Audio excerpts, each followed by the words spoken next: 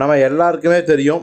இன்னைய தேதிக்கு தமிழ் சினிமாவில் number one hero, number one வசூல் கொடுக்கக்கூடிய ஹீரோ, பிஸ்னஸ், மார்க்கெட், சேலரி எல்லாத்துலேயும் டாப்பில் இருக்கிற ஒரு ஹீரோ அப்படின்னா நம்ம தளபதி விஜய் அவர்கள் தான். ஆனாலும் கூட பார்த்திங்கன்னா அவர் தன்னுடைய சினிமா பயணத்தை விட்டுட்டு அரசியல் பாதைக்கு போகிறேன்னு சொல்லிட்டாரு. ஹெச்னோத் படம் தான் அவர் லாஸ்ட்டு படம். இதெல்லாம் ஒரு பக்கம் இருந்தாலும் விஜய்க்கு அப்புறம் யார் அப்படிங்கிற ஒரு கேள்வி வரும்போது நிறைய பேர் சிவகார்த்திகேயனை மென்ஷன் பண்ணாங்க. அதற்கு நிறைய பேர் ஒப்புக்கொள்ளவே இல்லை.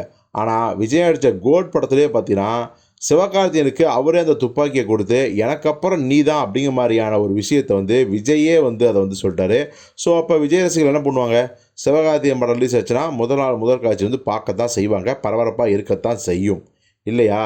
இப்போது என்னதான் விஜயோட அடுத்த இடத்துக்கு சிவகார்த்திகேயன் வரதா இருந்தாலும் இப்போ என்ன ட்விஸ்ட் நடந்துச்சுன்னா, விஜயோட படத்தோட கலெக்ஷனை விட சிவகார்த்தியோட படத்தோட கலெக்ஷன் வேறு லெவலுக்கு உயர்ந்திருக்கு அப்படிங்கிறது தான்.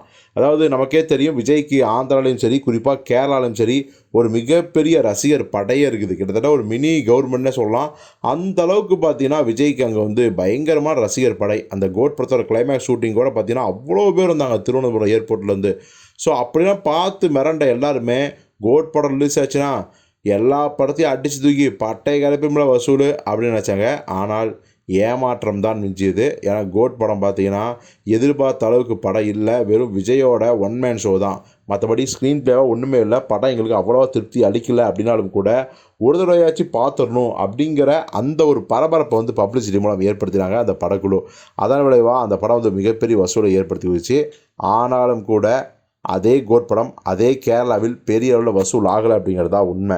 இப்போது நம்ம சிவகார்த்தியோட அமரன் படம் 350 கோடி கலெக்ஷன் ஆகிடுச்சு. அந்த படம் பாருங்கள், கேரளாவில் விஜய் நடித்த இந்த கோட் படத்தை விட வசூல் அதிகம் பெற்று விஜயோட கோட் படத்தை 2ஆம் இடம் தள்ளியாச்சு. இதன் மூலம் பார்த்திங்கன்னா சிவகார்த்தியன் நம்பர் 1 இடத்துக்கு வந்துட்டார்.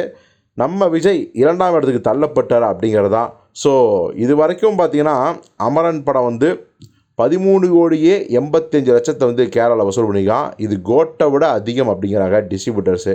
ஸோ பொறுத்து பார்ப்போம், இந்த வசூலை நம்ம சிவகார்த்திகேயன் தக்க வைப்பாரா, இல்லை இந்த இடத்தை நம்ம விஜய் அவர்கள் தக்க வைப்பாரா அப்படின்னு.